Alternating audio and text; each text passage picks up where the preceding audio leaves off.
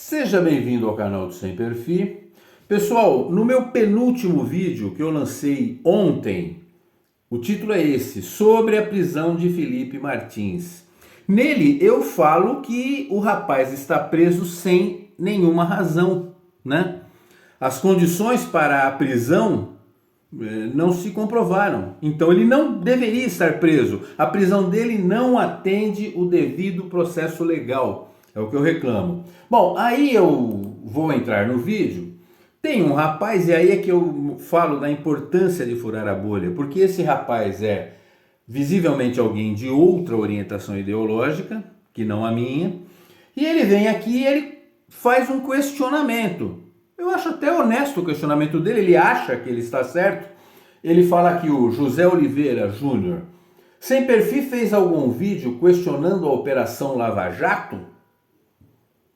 A defesa do devido processo legal deve ser para todos. Então, na cabeça dele, José, a Operação Lava Jato também não cumpria o devido processo legal e eu nunca reclamei. Bom, como se um erro justificasse o outro na tese dele, né? Na tese dele. Porém, não é bem a mesma coisa, viu, José? E eu vou responder ao José e serve para todo mundo, tá bom? Eu vou ler aqui uma resposta dada por um professor de direito penal e de direito processual penal, uma resposta muito longa sobre este assunto, devido processo legal, Operação Lava Jato e STF. Então ele fez uma resposta menor, depois ele falou: resolvi responder de maneira completa devido processo legal, Lava Jato e STF. Vamos lá, ele numera. Item 1, advogado é essencial à justiça. Processos que tramitam em sigilo no STF já receberam dezenas de denúncias de advogados relatando que não possuem sequer acesso aos autos. E isto nunca foi reclamado durante a Lava Jato em nenhuma das instâncias. Então está aí uma diferença muito básica de que um cumpria o devido processo legal quanto a este aspecto e o outro não cumpre, né? Não cumpre. Pois é. Vamos ao item 2. Foro. O STF decidiu atrair centenas, milhares de processos de pessoas que não possuem foro por prerrogativa de função e, portanto, nunca deveriam ter seus processos naquele tribunal. A Lava Jato nunca recebeu qualquer denúncia de que agiu contra quem tivesse a prerrogativa, porque a Lava Jato não tinha essa prerrogativa, o STF é que tem, né?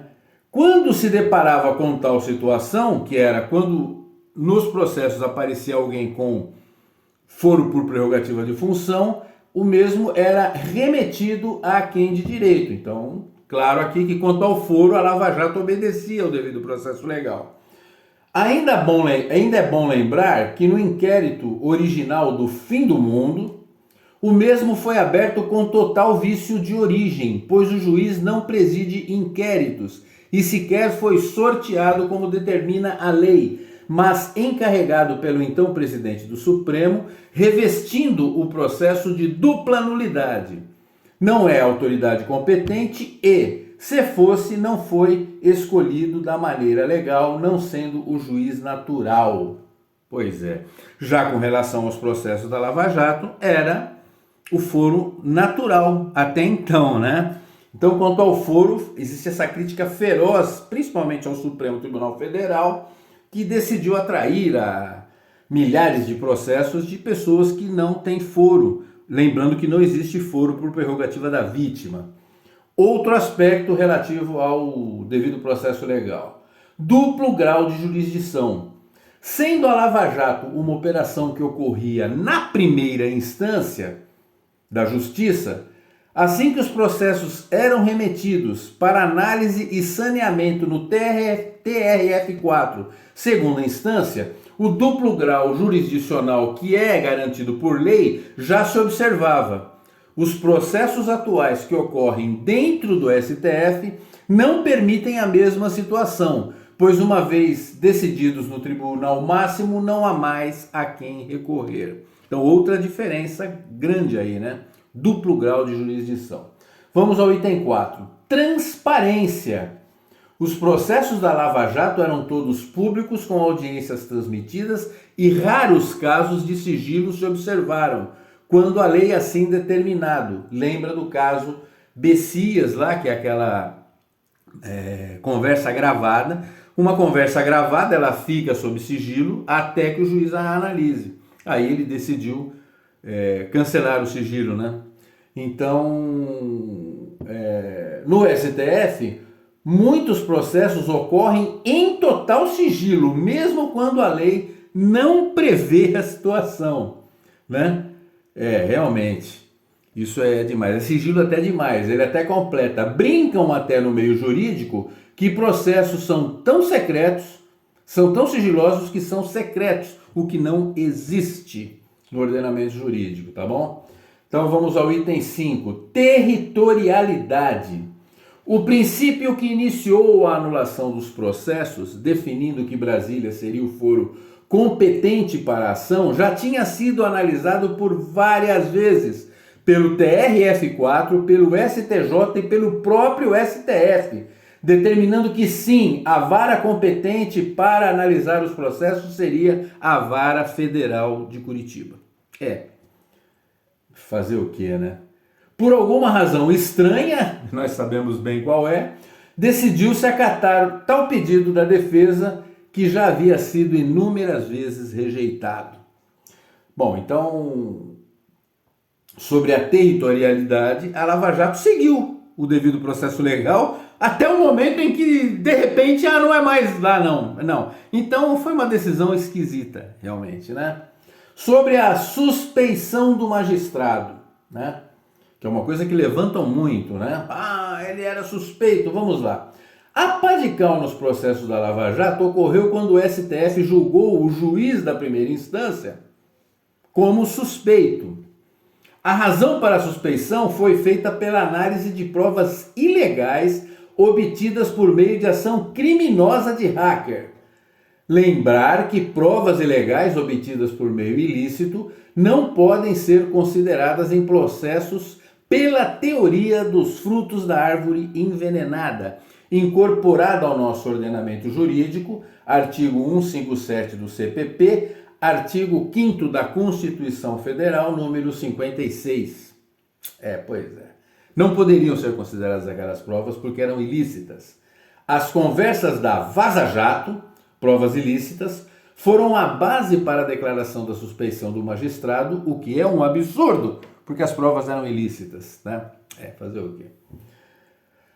Mesmo que considerássemos tais provas como válidas, o argumento é questionável. Decidiram os ministros que o magistrado de primeira instância seria suspeito por conversar com o representante do Ministério Público, fingindo que isto não ocorre em praticamente todos os tribunais brasileiros, nos famosos embargos auriculares. Eu já expliquei o que são os embargos auriculares, né? Quem não assistiu ao vídeo, digite aí, você vai saber o que é. Mas então o que ele diz eles decidiram que as conversas entre o magistrado e o representante do Ministério Público dariam suspeição, ignorando que em todo tribunal isso acontece, é o que diz o meu amigo que é da área do direito, né?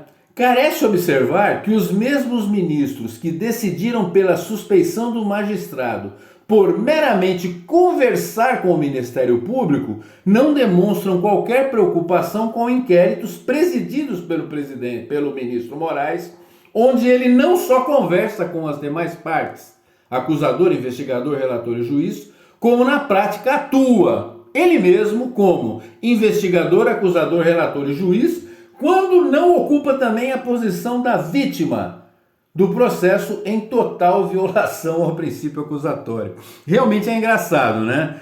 É muito engraçado. Eles, ministros, reclamaram tanto de que o juiz conversava com o Ministério Público e agora você tem um super juiz que ele é ao mesmo tempo juiz, Ministério Público, polícia, ele faz todas as funções, né? Inclusive julga, né? É impressionante. Bom, vamos lá. Atos processuais, item 7.